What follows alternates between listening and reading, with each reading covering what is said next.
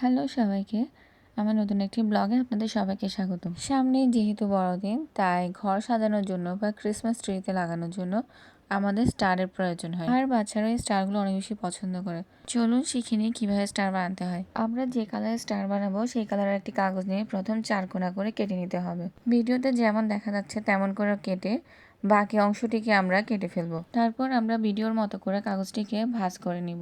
4 কোণায় আমরা কাগজটিকে সমানভাবে ভাঁজ করে নিব।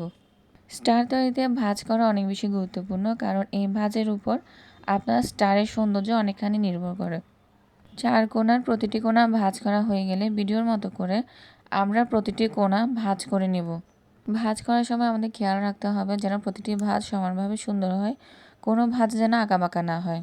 এবার ভাঁজ করার পর আপনারা দেখতে পাবেন কাগজের মাঝখানে একটি সুন্দর করে ভাঁজ পড়ে গেছে। সেই ভাঁজ বরাবর আমরা কাঁচি দিয়ে কেটে নেব। কাগজের 4 কোণায় কাঁচি দিয়ে কেটে নিতে হবে। কাগজের 4 কোণা কাটা হয়ে গেলে আমরা ফেভিকলের সাহায্যে প্রতিটি অংশে জোড়া লাগিয়ে দেব। ফেভিকল দিয়ে জোড়া লাগানোর সময় আমাদের খেয়াল রাখতে হবে যেন আমাদের পিছনের অংশের কাগজটি অনেক সরু থাকে। এভাবে আমরা একটি কাগজের 4টি কোণা সুন্দরভাবে তৈরি করে নেব। তাড়াতাড়ির জন্য এভাবে আমাদের 2টি অংশে তৈরি করে নিতে হবে। তারপরে 2টি অংশকে আমাদের ফেভিকলের সাহায্যে জোড়া লাগিয়ে দিতে হবে। ব্যাস, এই তো আমাদের ক্রিসমাসের জন্য স্টার তৈরি হয়ে গেল।